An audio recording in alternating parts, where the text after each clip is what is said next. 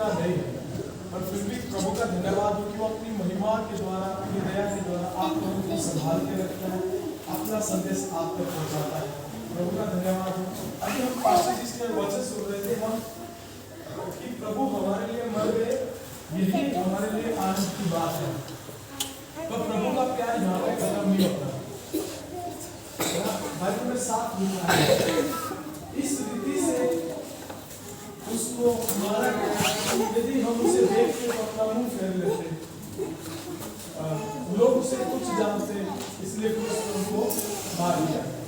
अभी मैं केवल आपके सामने कुछ ही समय खड़ा रहूंगा, कोशिश करना जितनी बातें मैं आपके साथ शेयर करता हूँ बड़े ध्यान से सुनना, क्योंकि अभी हमने गुड फ्राइडे के बारे में सुना, रिवीजन हो गया। अब हम रिजर्वेशन के बारे में बात करेंगे, ईस्टर के बारे में बात करेंगे, पुनरुत्थान के बारे में बात करेंगे, प्रभु के जी उठने के बारे में बात करेंगे। और ये हमारे हृदय में समझ में आने वाला विषय होना चाहिए कि कैसे प्रभु जी उठे और उसके क्रूस के मरने से हमें लाभ मिलता है। आमीन। उसके क्रूस के मरने से हमें लाभ मिलता है, और वो लाभ यह है कि हमें पापों की क्षमा मिलती है, हमारे अपराध क्षमा किए जाते हैं, हमारे अधर्म माफ किए जाते हैं। अभी कितना अच्छा है कि मुझे एक मार्ग का पता है कि यदि मेरे से अपराध हुआ है तो मुझे क्षमा कहाँ मिलेगी। आप प्रभु यीशु मसीह के पास जाएं, प्रार्थना में जाएं, घुटने गिराएं, अपने अपराध को मान लें, तो आपको क्या कीमत चुकानी पड़ेगी? अपने अपराध की क्षमा के लिए कोई कीमत है आपके पास? बाइबल बताती है उसने हमें दाम देकर मोल लिया, उसने कीमत चुका दी है। मेरे से आज अपराध हुआ है, मृत्यु से उसका ये लाभ हुआ, जब मैं अपने घुटनों पे आकर अपने परमेश्वर के सामने प्रार्थना करूंगा कि हे पिता, मैंने तेरे विरुद्ध, तेरे नियम और विधियों के विरुद्ध अपराध किया, मैंने गलती की है, मैं इसको मान लेता हूँ, तो प्रभु यीशु मसीह के क्रूस पे लहू बहाए जाने के कारण आपको क्षमा मिल जाएगी। इसके अलावा आपको उसके लिए कुछ नहीं करना। इसके अलावा जो कुछ भी आप करेंगे फरीसी और शास्त्रियों की तरह आपकी धार्मिकता गिनी जाएगी और आप और परमेश्वर के राज्य में नहीं प्रवेश कर पाएंगे, क्योंकि परमेश्वर को यही भाया कि मनुष्य पापों की क्षमा अपने इकलौते पुत्र प्रभु यीशु मसीह के द्वारा प्राप्त करे। परमेश्वर को यह भाया कि मनुष्य प्रभु यीशु मसीह के द्वारा पापों की क्षमा मिले। उसकी मृत्यु से कितना बड़ा लाभ हमें मिला। अब उसके मृत्यु से इतना बड़ा लाभ हुआ है, तो प्रभु के तीसरे दिन जी उठने से क्या लाभ हुआ है, वो भी हमें समझने की बात। प्रभु पुनरुत्थान हुआ उसका। आपको पता है कभी प्रभु ने पुनरुत्थान के बारे में अपने सेवका में जिक्र किया था? मालूम आपको? किया था? कब किया था?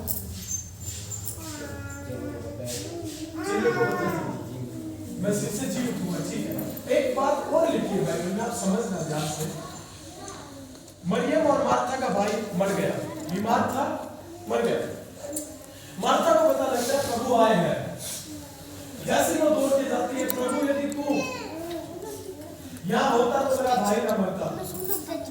प्रभु कहते तू विश्वास कर, वो फिर जी उठेगा। वो कहते कि प्रभु हाँ, पुनरुत्थान के दिन वो जी उठेगा। इसका मतलब प्रभु अपने चेलों को पुनरुत्थान के बारे में बता चुका है।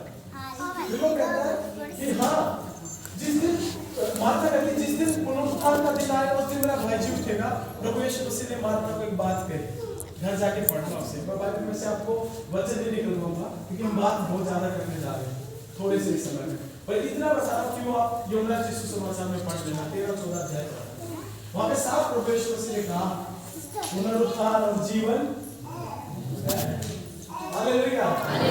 सब एक बार बोलेंगे, पुनरुत्थान और जीवन, पुनरुत्थान और जीवन। ये बात प्रभु यीशु मसीह ने कहा। अभी तक हम ये सुनते आए हैं, सुनते रहे, यीशु ही जीवन, मार्ग और सत्य है। अब हम ये बात भी समझ लें, यीशु मार्ग, जीवन और सत्य और पुनरुत्थान भी है। पुनरुत्थान की स्टोरी या पुनरुत्थान की बात जब तक हम नहीं समझते या जब तक वो हमारे जीवन में नहीं आता, प्रभु के प्यार की स्टोरी कमी है, अधूरी है। प्रभु का जो उसने किया है वो अधूरा है। हालेलुया। अब प्रभु यीशु मसीह क्रूस पे से उतारे गए, जैसे आज हमें संदेश में सुना, उसे क्रूस पे मारा गया, प्रभु को क्रूस पर से उतारा गया। प्रभु को यहूदी रीति रिवाज के अनुसार, क्योंकि यीशु मसीह धार्मिकता के तौर पे देखे, दुनिया की धार्मिकता की और नियम के तौर पे देखे तो वो यहूदी थे। प्रभु को कब्र में रखा गया,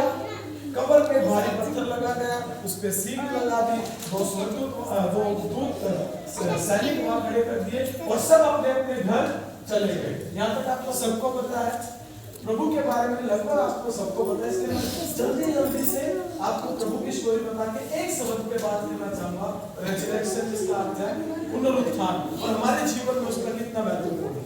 हालेलुया। यहाँ तक आपको समझ में आया, प्रभु मरे हैं, अभी वो कब्र पे है, अब वो सब लोग अपने अपने घर चले गए, सब रो रहे हैं,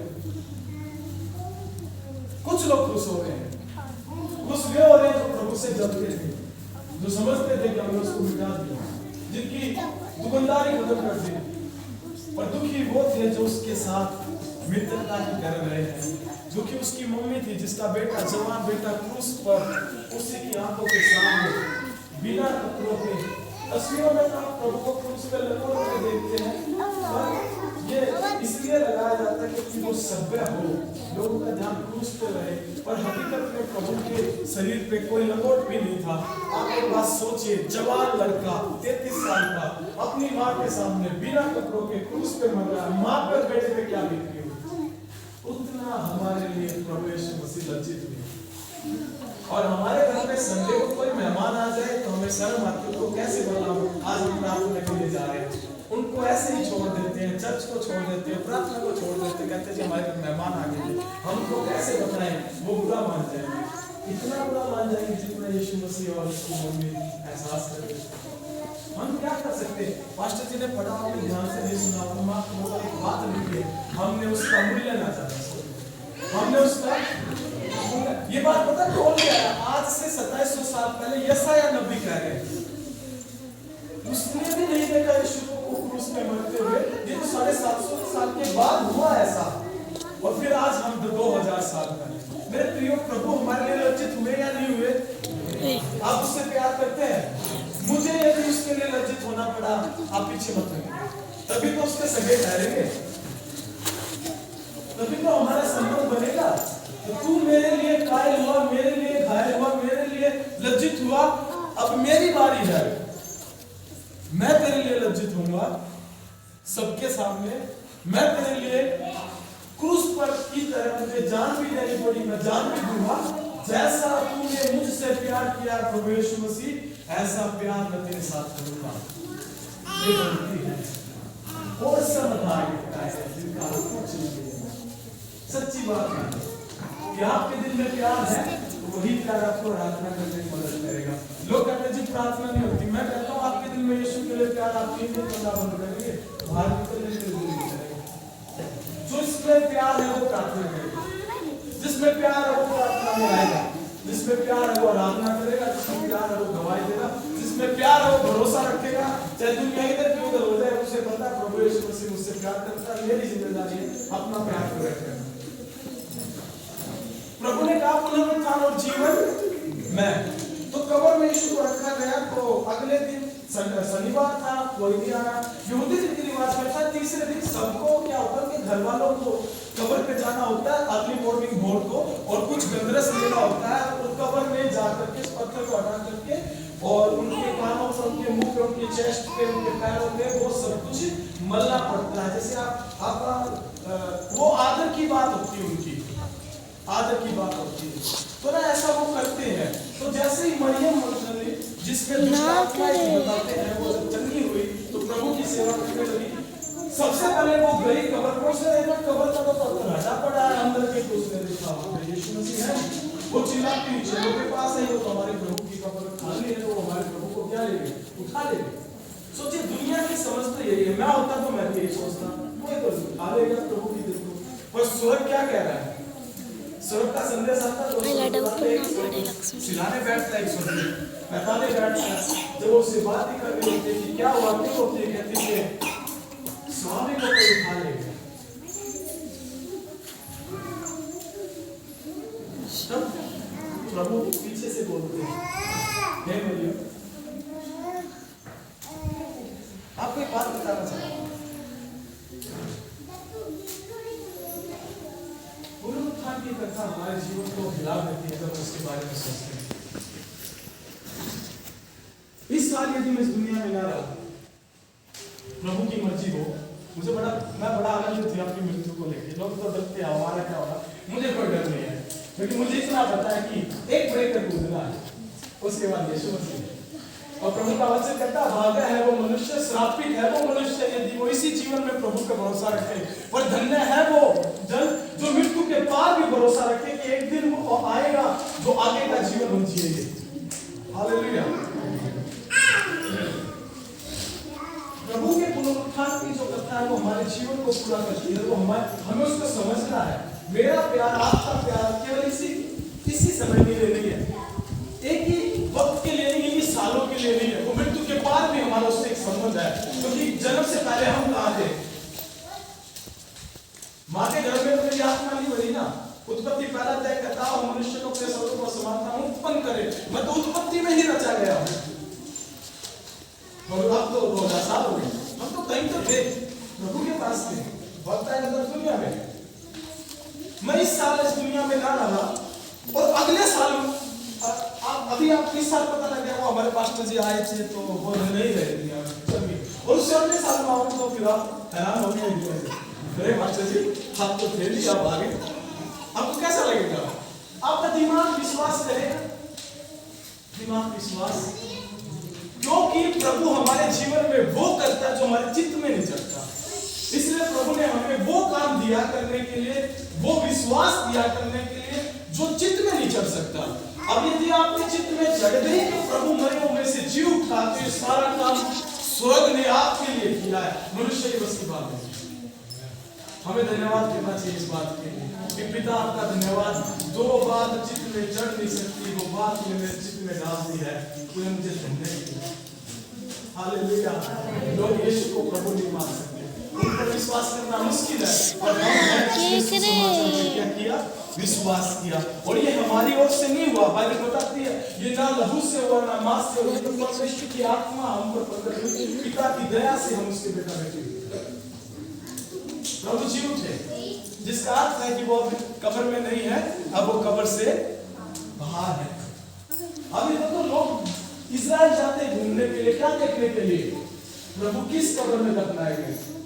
यदि हमारे चर्च में ऐसा समय आ जाए, आओ भाइयों तुम सबको इकट्ठा करके मैं और पास्टर जी हम सब मिलके एक हवाई जहाज को बुक करते इजराइल जाएंगे, वो जगह देखने जाएंगे जहाँ यीशु मसीह क्रूस पे मरे। कितने लोग उस स्थान को जहाँ पे वो मरा और उस जगह को जहाँ पे वो दफनाया गया, कितने लोग देखना पसंद करेंगे? कितनी अच्छी बात है ना? आपको बोलता है कि तो प्रभु से सुन रहा था, मुझे अच्छा लगा।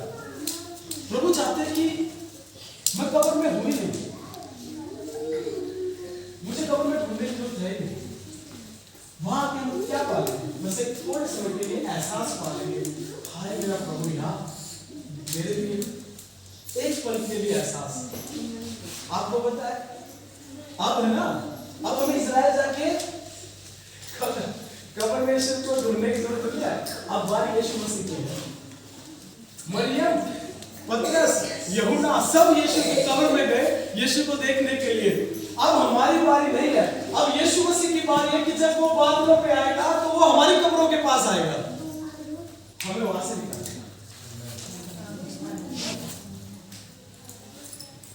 पहली शताब्दी के चोरों ने यीशु की कब्र पे जाकर के उन्होंने अपना काम खत्म कर दिया और उन्होंने जान लिया प्रभु मरे हुओं में से क्या उठे हैं? जी उठे।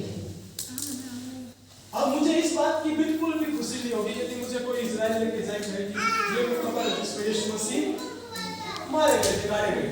मेरे लिए खुशी इस बात की होगी कि क्या प्रभु यीशु मसीह जिस दिन बादलों पे आएंगे, क्या वो मेरी कब्र के पास आएंगे कि मैं मरे हुए में से मुझे वो जीवित करें। हालेलुया। अच्छा, अब आती है सही बात पुनरुत्थान को समझने की। देखिए प्रभु क्रूस पे मारे गए, तीसरे दिन जी उठे, यहाँ तक आप सबको समझ में आया। अब आप बोलिए उसको जिलाया कैसे? सुनिए, तीन बातें बताता हूँ। जो परमेश्वर मिट्टी से मनुष्य बना सकता है, ध्यान से बच्चे, जो परमेश्वर मिट्टी से मनुष्य बना सकता है, जो परमेश्वर एक आदम से एक स्त्री को निकाल सकता है, जो परमेश्वर दो पुरुष और स्त्री के इकट्ठे होने से एक बच्चा पैदा कर सकता है। तीसरी बात, जो परमेश्वर कुंवारी से बेटा उत्पन्न कर सकता है। पांचवी बात, जो परमेश्वर कब्र में से यीशु मसीह को मरे हुए में से जिंदा कर सकता है। छठी बात, वो परमेश्वर एक दिन आपको और मुझे भी कब्र में से जीवित करने की सामर्थ रखता है या खत्म हो गई? वो सामर्थ हम पर आई। बाइबल साफ बताती है, जिस आत्मा ने प्रभु यीशु मसीह को मरे हुए में से जिलाया, वही परमेश्वर की आत्मा एक दिन आपको और मुझे भी कब्र में से, मृत्यु के मुंह से क्या करेगी? जीवित। हालेलुया। हमें रहता है पास्टर जी प्रार्थना कर दो, हमारा शरीर खराब है, पास्टर जी प्रार्थना कर दो, हमारा जीवन ही खराब है, हमारे लिए प्रार्थना कर दो, हमारा घर नहीं बना। मेरे प्रियो, ये चीज आपको ना कुछ प्रतिशत आराम दे सकती है, कुछ प्रतिशत। और आपको पता है, जब आप पास्टर के पास आके ये कहते हैं, पास्टर जी ऐसी प्रार्थना कर दो कि मेरा प्राण परमेश्वर का भूखा प्यासा और अभिलाषी हो जाए, मेरे लिए ऐसी प्रार्थना कर दो कि प्रभु के आगमन से पहले और मेरी मृत्यु से पहले मेरी आत्मा दुल्हन की तरह तैयार हो जाए।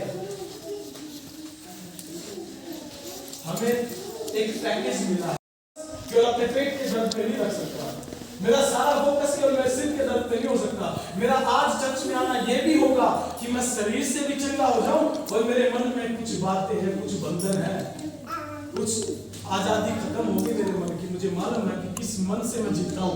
मैं भले मन से प्रभु के साथ नहीं जी रहा। प्रभु मुझे दया कर, मेरा सिर भी ठीक हो जाए और मेरे मन में कुड़कुड़ाना भी बंद हो जाए, मेरे मन में ठेस भी खत्म हो जाए, मेरे मन में मेरी आंखें अभिलाषी ना हो, मेरी आंखों से व्यभिचार खत्म हो जाए, मेरी आत्मा तेरे भूखा और प्यासा है, उसको और तू बढ़ा दे। हालेलुया। रिजरेक्शन क्या करेगा? पुनरुत्थान क्या करेगा? अच्छा, प्रभु मरे हुए से जी उठा, उसके बाद प्रभु ने रोटी खाई या नहीं खाई? सब बताइए। नहीं खाई? खाई? सिस्टर क्या खाया प्रभु ने? आपने तो कब आया खाया? यीशु मसीह ने जी उठने के बाद खाया कुछ? अभी माफ किया दिला, वो पतरस को बुलाता है, जाओ उसको डालो। 183 मछलियां पकड़ी थी शायद, 153 पकड़ी थी। जब वो खींच कर नाव को किनारे लेके आते, यीशु मसीह ने उनके लिए ब्रेकफास्ट तैयार किया था। क्या? मछलियां और उनके साथ क्या किया? खाया। जीतने के बाद लगभग प्रभु ने 3-4 पाउंड से मिले, उसमें से खाया भी। इसका मतलब प्रभु जब मरे हुए से जी उठे तो उनको एक ऐसी देह दी गई जो दिखाई देती है, जिसे छुआ जा सकता है, जिसमें वो खा सकते हैं, जिसमें वे स्वर्ग की ओर उठाए जा सकते हैं और जिसमें वो एक स्थान से दूसरे स्थान पर यूं हवा की तरह जा सकते हैं, एकदम से जा सकते हैं। ऐसी ये मिट्टी की तरह नहीं दी जाएगी। अच्छा, प्रभु को पहचाना, चेले प्रभु को पहचान पाए या नहीं पाए? या प्रभु का रूप आकार बदल गया? जब तक प्रभु ने अपने आप को छिपाए रखा था तब तो नहीं, और जब उनके सामने अपने आप को प्रकट किया तो कहा, अरे तू तो क्रूस पे मर गया। इसका मतलब जब आप मरे हुए से जी उठेंगे तो जो मेरा अभी शरीर का रंग रूप और पहचान है, मुझे वे प्रभु वापिस देगा। आप ऐसे ही दिखाई देंगे जैसे अभी, पर कुछ बदल गया। पाप की प्रभुता हमारे ऊपर नहीं रही, फिर मृत्यु हम पर राज, फिर हम ना बीमार होंगे, ना भूखे होंगे, ना प्यासे होंगे, ना वो भावनाएं कमजोर होगी, ना आंखों से आंसू गिरेंगे। हम परमेश्वर के लिए अद्भुत रीति से पुनरुत्थान में शामिल होंगे। हम जैसे यीशु मसीह जिस सामर्थ और जिस देह के साथ उठा, उसी रीति से हम भी प्रभु यीशु मसीह की देह और सामर्थ में जी उठेंगे। प्रभु की देह में और हमारी देह में अंतर ना होगा, कारण क्योंकि वो परमेश्वर का पहलौठा बेटा है, तो उसके बाद भी हम सारे बेटे हैं, सारे बेटियां हैं। तो जब परमेश्वर फर्क नहीं करेगा कि मेरे प्रभु मेरे पहलौठे बेटे के लिए ये दे दी जाए और मेरे उन बेटों के लिए ये दे दी जाए, क्योंकि वो एक परिवार बनाना चाहता है। Hallelujah, hallelujah. बाइबल बताती है इस पुनरुत्थान में शामिल होने के लिए प्रभु यीशु मसीह ने कहा, जो योग्य होगा वो अनंत जीवन के पुनरुत्थान में शामिल हो जाए। इसका मतलब हमें भी अपने जीवन में आज ऐसा जीवन जीना है कि जब मृत्यु आ जाए और लोग हमें कब्र में रख दें, प्रभु जब बादलों पे आए, तो बाइबल कहती है 1 कुरिन्थियों 15वां अध्याय कि तुर्री फूंकी जाएगी प्रभु के आगमन में। जो मसीह में सो गए हैं वे पलक झपकते ही क्या होंगे? जी उठेंगे, और जो जिंदा है वो पलक झपकते ही बदल जाएंगे। किसके समान? आदम की देह के समान नहीं, प्रभु यीशु मसीह की देह के समान। ये है पुनरुत्थान प्रभु यीशु मसीह का और पुनरुत्थान हमारा। हालेलुया। आपको बात बताऊं मैं, यदि मैं आपको या आप हम सब आप समझिए इसी देह में 2 किलोमीटर ऊपर आपको बिना किसी स्पोर्ट के आपको ले जाए, आपको डर लगेगा नहीं लगेगा? लगेगा ना? सोचिए हमें ये स्वर्ग लेके जानी है, कुछ किलोमीटर के बाद ऑक्सीजन खत्म हो जाएगी, टेम्परेचर इतना डाउन चला जाएगा कि हमारी हड्डियां सिकुड़ जाएंगी। इसका मतलब ये दे तो प्रभु स्वर्ग लेके जाने वाला है। प्रभु ऐसी देह लेके तैयार करके हमें देंगे कि जब हम स्वर्ग ले जाए जाएंगे तो हमारी देह में डर ना होगा, बीमारियां ना होंगी, ऑक्सीजन की कमी ना होगी। और आपको पता है करेंगे क्या? बाइबल बताती है, यूहन्ना सुसमाचार 14 अध्याय में जब पढ़ेंगे, हम सदा प्रभु के साथ रहेंगे। हालेलुया। हम सदा। एक दिन मैं प्रभु के सामने ये बात रख रहा था, प्रभु मेरी आधी जबानी तो निकल गई। 14-15 साल हो गए मुझे, मैंने बहुत काम करने की कोशिश की, नहीं किया, पढ़ाई की, आज आपकी सेवा कर रहा हूँ, 14-15 साल से आपके पीछे भाग रहा हूँ, मैंने आपको आज तक नहीं देखा। इसके बदले में क्या? इसके बदले हम सदा प्रभु के साथ रहेंगे। आज तो नहीं दिख रहा प्रभु, कोई बात नहीं, एक दिन ऐसा होगा जिस प्रभु के लिए आप रोते हैं ना, जिस प्रभु के लिए आप घर छोड़ के आते हैं, कुछ परिवार घर जाके पिटते भी गया, कुछ लोग आपको क्या कहते होंगे, कुछ लोग आपको वो कहते होंगे जो आप करते नहीं है, झूठे आरोप लगाते होंगे। एक दिन वे सारे आरोप खत्म हो जाएंगे और आपके जो आत्मा, प्राण और इस शरीर की मनसा है, एक दिन वो पूरी होने वाली है। एक दिन हम सदा प्रभु के साथ रहने के लिए जा रहे हैं। हालेलुया। ये पुनरुत्थान। और उसके बाद प्रभु जब 40 दिन के बाद प्रभु उठाएंगे तो बाइबल बताती है वो बादलों पर आएगा।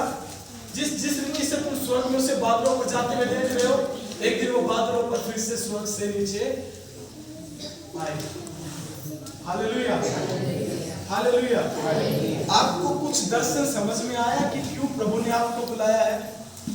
लोगों को डर रहा है, हाय हमारा क्या होगा मरने के बाद क्या? लोग सोचते कीड़ा मकोड़ा, अरे हमारे तो प्रभु के प्यार की ऐसी कथा है, हमने तो पहले से ही तय कर लिया मृत्यु के बाद हम रहेंगे कहाँ। हमें तो पहले ही प्रभु ने बता दिया कि मृत्यु के बाद मैं तुम्हारे साथ करूंगा क्या। लोग भक्ति करके भी नहीं जान पाते, लोगों को पता ही नहीं मृत्यु के बाद क्या होता है। लोगों को मृत्यु दिखाई देती है तो डर लगता है। हम क्यों डरे भाई? हमारे पास परमेश्वर का सच्चा वचन है जो मृत्यु के बाद क्या होगा वो सब कुछ बताया है। यदि कोई विश्वासी मृत्यु से डरता है, मृत्यु के बाद क्या होगा इस बात से डरता है, उसका डर इसलिए है क्योंकि उसने परमेश्वर के वचन पे अभी विचार नहीं किया है, विश्वास नहीं किया है, उससे प्रेम नहीं किया है। सोचिए यदि मेरा आवाज प्राण मुझसे ले लिया जाए तो अगला स्टेप क्या है? अगला स्टेप मेरा पुनरुत्थान है जो कि मैं प्रभु के साथ करूंगा, इस दिन में भी रह सकता। तो अभी आप आपसे बात कर रहा हूं, अब अपने अपने शरीर को आप एक बार देखिए, सोचिए इस शरीर के बारे में। ये शरीर आपसे ले लिया जाएगा तो क्यों मैं इस शरीर के कारण प्रभु से दूर जाना चाहिए? सही बात है। क्यों मैं इस शरीर के कारण प्रभु के खिलाफ जीवन जीऊं? क्यों ना मैं इस शरीर को अभी से परमेश्वर के हिसाब से जीऊं, ताकि जो इस मिट्टी के शरीर में विश्वास योग्य रहेगा उसे अविनाशी देह पहना दी जाएगी। हालेलुया। अच्छा, अब बात उनकी जो प्रभु के साथ नहीं चले, जिनका पुनरुत्थान भी होगा और वो प्रभु के साथ नहीं रहेंगे, उन्हें कौन सी देह दी जाएगी? उन्हें प्रभु यीशु मसीह की देह नहीं दी जाएगी, क्योंकि यदि उन्हें प्रभु यीशु मसीह की देह दे दी गई तो नरक में उनको कुछ भी असर नहीं होगा। आप यीशु को नरक भेजोगे, यीशु को कुछ दिक्कत हो सकती है, क्या आप उसे जला सकेगी? चलो मेरे को यीशु मसीह की देह दे दी तो मुझे आप नरक भेजोगे तो होगा क्या? मेरा कुछ बिगड़ेगा? कुछ भी नहीं, क्योंकि मुझे असीम महिमा में, ताकतवर महिमा में, संपूर्ण महिमा में प्रभु के समान दे दी गई है। मृत्यु का मुझ पर कोई बस नहीं है। तो जो परमेश्वर के काम और परमेश्वर की मर्जी से नहीं जीते, जो परमेश्वर के खिलाफ जीते, जो प्रभु यीशु मसीह का इनकार करते हैं, उनका भी पुनरुत्थान होगा, और वो महिमा का पुनरुत्थान नहीं होगा, वो दंड का पुनरुत्थान होगा। और वो दंड का पुनरुत्थान उनको वो दे दी जाएगी जिसमें वे पीड़ाएं सहन नहीं कर पाएंगे, और पीड़ाएं उनके जीवन में इतनी होगी कि मृत्यु उन्हें आ ना सकेगी, पीड़ाएं उनकी खत्म होगी नहीं।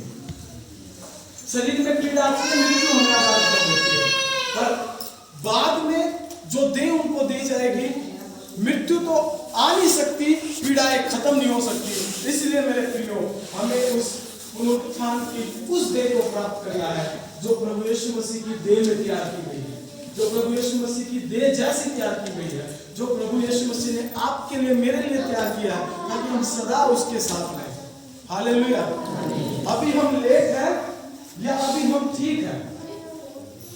अभी हम ज्यादा प्रभु के खिलाफ चले गए हैं या अभी वक्त है कि हम मन फिरा सकते हैं? अभी है हमारे पास वक्त, हम ज्यादा दूर नहीं गए, मृत्यु अभी हम पहुंचे नहीं ना, अभी मृत्यु आए नहीं है। इसलिए जितना भी वक्त है अपना मन फिरा के प्रभु की आज्ञा मानने के लिए समर्पित होके, प्रभु के साथ एक अच्छा रिश्ता स्थापित करके, प्रभु की इच्छा से जी करके कि प्रभु मुझे वो मार्ग बता जो मृत्यु के बाद मैं तेरे लिए जी सकता हूँ। प्रभु आप मुझे वो आज्ञाएं बताएं, वो तेरे नियम और विधि मानना सिखाए, जब तू बादलों पे आए तो तू कह सके तू मेरा बेटा है, तू मेरी बेटी है, तेरा स्थान यहाँ नहीं।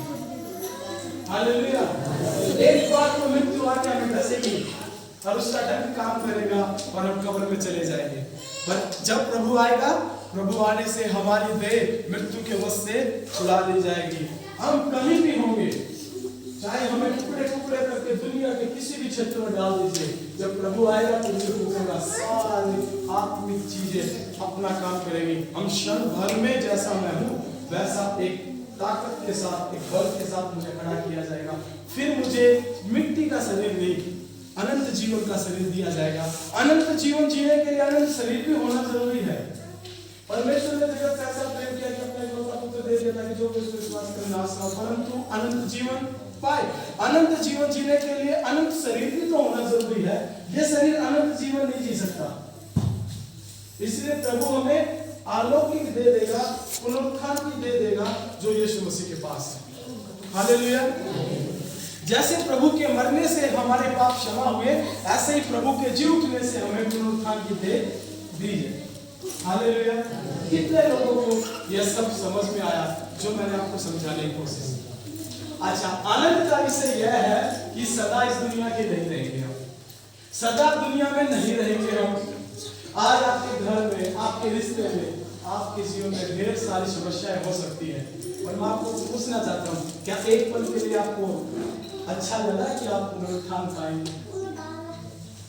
एक पल के लिए यहाँ बैठ के आपको 10 मिनट जब मैं प्रचार करा, आपको वो दुख कितने हल्के लग रहे हैं जो हमें सोने नहीं देते, परेशान रखते हैं, वो कुछ भी नहीं है जो प्रभु हमें देगा।